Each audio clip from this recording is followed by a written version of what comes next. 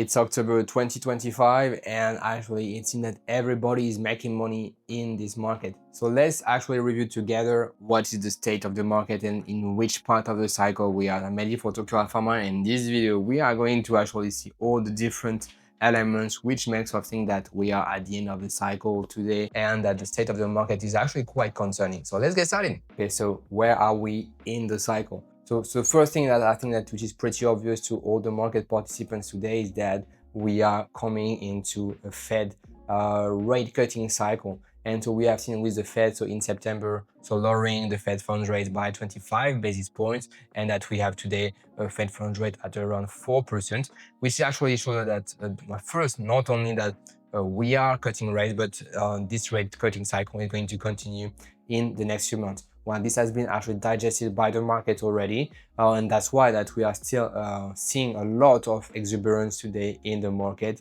because people know that we are going to cut rates. But rate cutting is actually sometimes a signal that the economy is not actually doing great. And I think that this is where there is a lot of debates today in the market about the fact that is the economy is doing great or not. And the reason why it's actually such an argument is because we have a lot of indicators which are contradictory. We are seeing a lot of consumers' weaknesses, and sometimes we are also seeing a lot of consumer strengths, depending on the type of indicator that you are using or the type of consumers you are looking for. Especially the more affluent consumers, they are doing much better, and because they are actually participating much more in terms of consumption in the overall economy. So that's why that the economy as itself is actually pretty resilient today, and there are a lot of indicators showing that the economy is actually doing okay. But there are also a lot of indicators showing us that we are seeing kind of a slowdown in terms of economy, especially that we are seeing that the rates are actually impacting a lot of different industries. And I think that today the most unknown and the most, I would say, wild card is definitely the real estate market. So in the US, definitely, because we are seeing some weakness. We are seeing some weaknesses today in this market, and especially in different regions. So basically like Texas, Florida, for example. And I think that this is what actually may cause some weaknesses as well in the stock market. But as of today, I think that everybody has been able to see that the market has been pretty resilient. So basically every sector has been able to recover and actually come back higher. So we have seen like the very speculative stock going also higher. We have seen the Max 7 stock, the AI stock, they are also booming. We have seen as well all the laggard stocks, so basically like managed healthcare or pharma, for example, also coming back. So basically like every stock is actually doing well, and that's why a lot of investors today, they are seeing a tremendous gain. And on top of that, we have the Chinese stocks. The Chinese stocks are doing also very well, and so it means that there is something for like everybody. And so everybody today in the market is making money, even the gold bugs. So meaning that even people investing in gold, platinum, silver, they are making also a lot of money because there has been a rise. And so basically, which means that everybody is making money in this market. But the only thing that is not doing pretty well is basically the US dollar. So we've seen that the DXY actually continue to be very weak. And this is actually the trend today with the government or the US government shutdown, and the fact that there is a lot of concerns towards the US debt and the interest today which is paid. And so which means that there is a lot of concerns towards the US dollar, despite the fact that the Fed is actually cutting rates, especially on the short end of the yield curve. So meaning that they are controlling basically the interest rate for the next 3 months, and this impacts, I would say, a little bit on the 1 to 3 years treasuries. But for the long end of the yield curve, so basically like 10, 20 or 30 years, so this is mainly dictated by the market, so where they are seeing the economy going forward.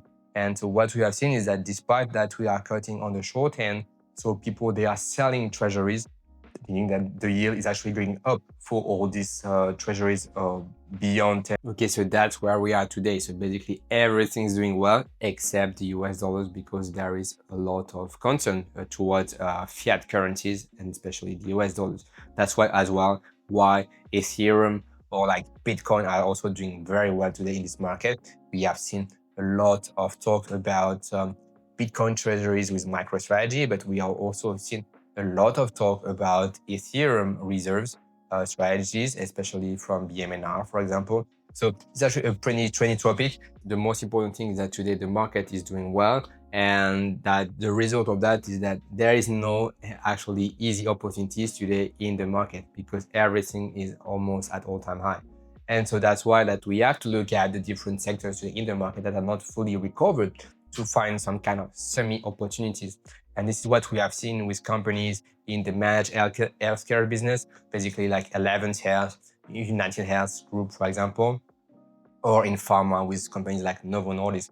So these as recovery play or like turnaround play, there is still a few opportunities left, but not full opportunities. So which means that today in the market, so what you are taking is actually a lot of risk, given the valuation that we are seeing and given that the state or the phase in the cycle that we are in. So there is no easy money to be made today, I think, that in this market, because most of the opportunities they have already been taken in. So now let's talk maybe a little bit more about AI and especially AI CAPEX. So this is actually also a big argument today in the market. So are we at peak AI CAPEX today? And it's actually a tough question because definitely we are seeing a lot of demand for AI and a lot of demand for a lot of different companies, despite the fact that we are not seeing a lot of ROI today. And so companies, especially the OpenAI or Anthropic of the world, they are seeing a lot of demand for the different services. But the reality is that all this demand is not always translating into profits for all the different companies trying to use AI. And so what we are seeing is that who is capturing the profits today? So it's mainly the cloud providers like Microsoft, Amazon, or Google. But the one company who is taking all the profits today, and which is obviously NVIDIA. And which is actually a problem because I think that today a lot of people are starting to realize that AI is not going to provide like quick out of the box profit or like margin improvement, and that this AI CAPEX cycle is actually coming to actually a phase where people are starting to actually voice some concerns around the fact that we need so much CAPEXs.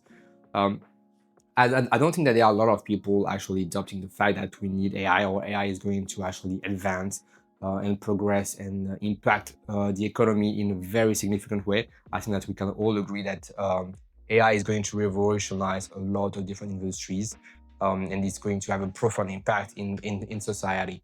But the reality is that do we need that much CAPEX intensive deployment today, especially on assets which are kind of very quickly depreciated, meaning GPUs?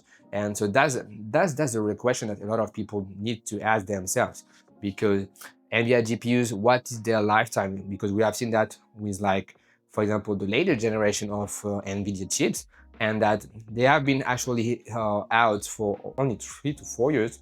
But today, like, no one wants the H100 chips. They all want the Blackwell chips, and this will happen as well. So we will see that people, they are starting to want Rubin chips and not Blackwell chips. And so what does it mean? It means that these assets, they are very quickly depreciated, and we are spending hundreds of billions of dollars to build all these data centers, which are actually depreciated so fast that the profit coming out of this investment are definitely not materializing. So that's why this is actually a big problem, I think, is that people, they are going to realize and they are going to be put in front of the reality, which is that there is no ROI for all these different investments, especially on companies that are not being able to monetize directly the use of these GPUs. So which means that Microsoft, Amazon, and Google, they're going to be okay because they can definitely monetize that. But all these different AI startups of companies like Meta, for example, who are actually putting hundreds of billions into all these different CAPEXs, but we cannot monetize directly this infrastructure, well, they're going to have difficulties to actually justify all these different expenses. And on top of all of that, so all the different agreements that we are seeing in the AI CAPEX world is actually showing us that there is something that is not working very well. So when we are seeing like Microsoft or like Meta actually having some agreements with companies like Nebius or like Corey, for example, if you think very logically, it does not make sense why Microsoft needs to go to a neo cloud provider to have the GPUs that they could have actually gotten from NVIDIA directly. So it's a very weird dynamic, and especially that all of this is orchestrated by NVIDIA, given given the fact that they are providing their GPUs at will to all the different, I would say, providers. Actually, today, NVIDIA is actually leading some kind of, I would say, shady schemes with CoreWeave, for example, or with OpenAI. And there are so many agreements that does not make sense, especially financially, especially if we look behind like the SoftBank agreement or the OpenAI agreements with Oracle, for example, and the fact that there are like a lot of revenue round tripping, meaning that NVIDIA is actually paying companies to buy their own GPUs, or even worse, that they are leasing the GPUs to these companies against investments. So actually, like all these different schemes are making like investors a little bit wary about what's going on here. So we understand that there is a lot of demands, but why all this scheme needs to be so complicated? And if there was so much demand, like why it's not as straightforward as NVIDIA selling to the Magnificent Seven, as we have seen actually at the earlier stage of the AI CAPEX boom, meaning that indeed like all the cloud providers, they needed GPUs, and that's why they were ordering from NVIDIA's. But today, like the current scheme of things does not really make sense. Why do they need to go towards Oracle? Why do they need to go towards Nebius CoreWeave when actually the demands from real companies, from the real economy, they are not going towards these companies definitely. So we have seen that today we are in a market where there are very few opportunities. We are at peak AI CAPEX cycle today. And actually, a lot of these companies, they don't really have cash on their balance sheet to continue. So there is actually a lot of lending going on. And so this leads us to the next bubble, which is private credit. So private credit, which is led by companies like Apple, for example, are actually it's so big today and like so opaque that it's very difficult to understand the scale of the issue that we have today with the private credit market. So why do we have a problem, especially with the private markets?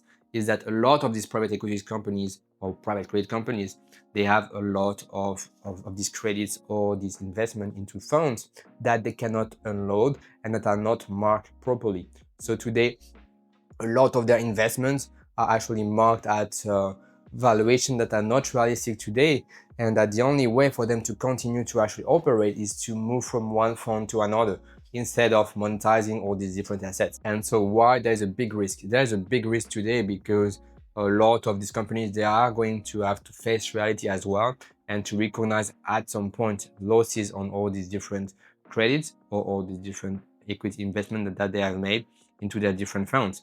And investors are not going to be pleased because today, like, they are a bit rattled by the fact that they cannot take their money out of these private funds. But when they're going to realize that within these funds, so there are a lot of investment that are not marked properly, meaning that they have losses, but they are just not realized yet. And when they will have to realize the losses from these private funds, there are going to be a lot of selling and a lot of money going out of these private funds, so out of Apollo, out of KKR, out of Brookfield, for example. So we have to be careful, and especially on this one. So I think that there's going to be some kind of panic, definitely, if this happens. And this is where we are going to have to look very deeply into each company to understand like who is going to survive, who does not really have that much exposure to these toxic private funds. But we also need to understand like who is actually going to be very severely impacted. So for example, I think that Brookfield has a much more healthy part. They have been very impacted by the real estate part, but I think that in the other part, which is basic infrastructure, they are much more solid in this way. But having said that, so this is definitely a very huge risk today in the market because the private issue is going to actually come back to the public market as well. And we are going to see valuation comes down very significantly. And this will impact companies like Palantir, for example. I think the valuation of Palantir today is way too high and is going to go down in the same way valuation on the private market is going to go down. So today, this is a very risky proposition in the market. I think that in the next 6 to 12 months, we will see a re-rating definitely because we are way too high and there are way too much risk today in the market. That's basically the state of the market today. This definitely actually resemble to an end of a cycle for the market in October 2025. But this can continue actually for a few months still. and a lot of people are going to still make a lot of money going forward. But the most important thing for everybody and for you watching this video is to be able to survive into the next cycle. So don't take too much risk, don't be actually reckless, and understand that we are at the end of the cycle and that you may have to turn a little bit defensive today given the state of the market. So if you're interested in an analysis like this one, please check my other videos. Please tell me what you think about the market in the comment. Please subscribe, and I see you in another one. Bye.